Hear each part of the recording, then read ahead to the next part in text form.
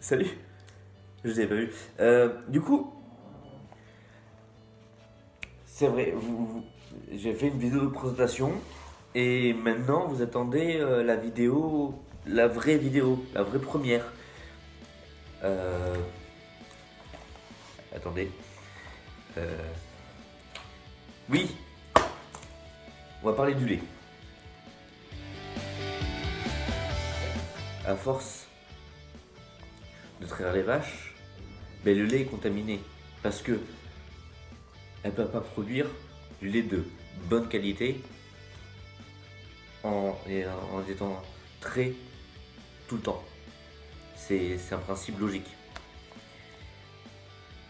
Mais je pense que le plus dramatique avec le lait de vache, c'est que l'adulte humain n'a plus les enzymes nécessaires pour digérer le lait en fait.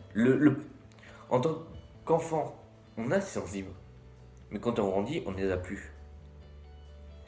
Et c'est pour ça qu'au final, le lait est très dur à digérer pour les humains adultes. C'est pour ça que beaucoup de personnes aussi font des intolérances, voire des allergies au lactose. Et c'est pour ça que maintenant, on propose souvent du lait sans lactose. Moi, je dirais que le lait de vache, tu peux en boire si tu veux. Parce que j'avoue, c'est bon. Mais avec modération. Comme le fromage, tout ça. Tout ce qui est produit laitier qui vient donc de l'animal, qui est un produit animal, est à consommer avec modération, avec parcimonie. On préférera d'ailleurs beaucoup plus les boissons, le lait végétal.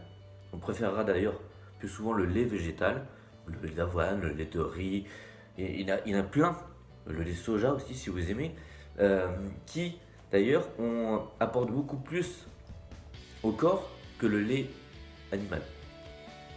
Donc quand on essaye de prendre soin de son corps, au final le lait de vache n'est pas super bon. Donc après vous allez me dire, oui mais il y a les laits de vache bio. Alors oui, ok, tu peux en prendre. Tu peux des fois, avec parcimonie, mais faites attention, vous ne pouvez pas avoir. Dans les grandes surfaces, quand il y a marqué bio, c'est justement du lait modifié. Donc non, si tu veux vraiment du vrai lait bio, tu vas voir le petit fermier à côté de chez toi ou au fond de la campagne qui lui fait son lait bio, sans OGM, sans rien, et qui traite lui-même ses vaches. Là, tu auras du lait bio. Là, tu auras du lait de vache intéressant. Mais toujours à se considérer avec parcimonie parce que c'est long, c'est dur à digérer. Et je rappelle qu'on n'a pas les enzymes pour le digérer. On n'a plus les enzymes pour le digérer. Et après, vous allez me dire, mais oui, mais Renaud, t'es bien gentil, mais le lait de vache, c'est pas que ça, il y a aussi le lait de chèvre, le lait de brebis aussi, et tout ça. Oui, alors, c'est déjà mieux, on va dire, que que le lait de vache. Mais c'est quand même du lait, c'est animal, ça provient de l'animal.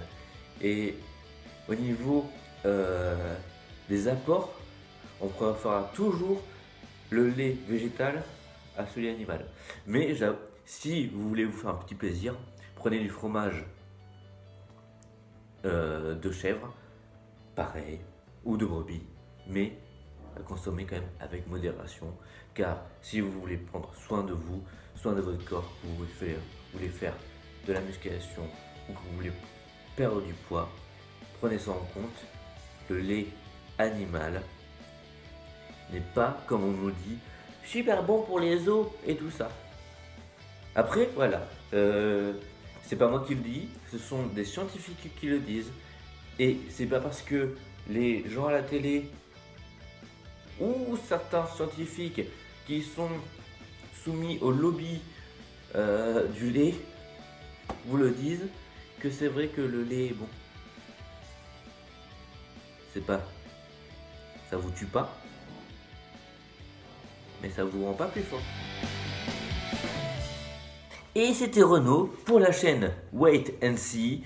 N'hésite pas à mettre un petit like, à t'abonner évidemment parce qu'on est sur YouTube, ça fonctionne comme ça, à partager la vidéo. N'hésite pas à aller sur mon profil Facebook Renaud Zuart et demander pour un programme pour le 90 Body Challenge. Pourquoi pas, si tu as envie de prendre du muscle, perdre du poids ou simplement te définir, n'hésite pas à réagir aussi en commentaire. Évidemment, c'est fait pour ça. À très bientôt.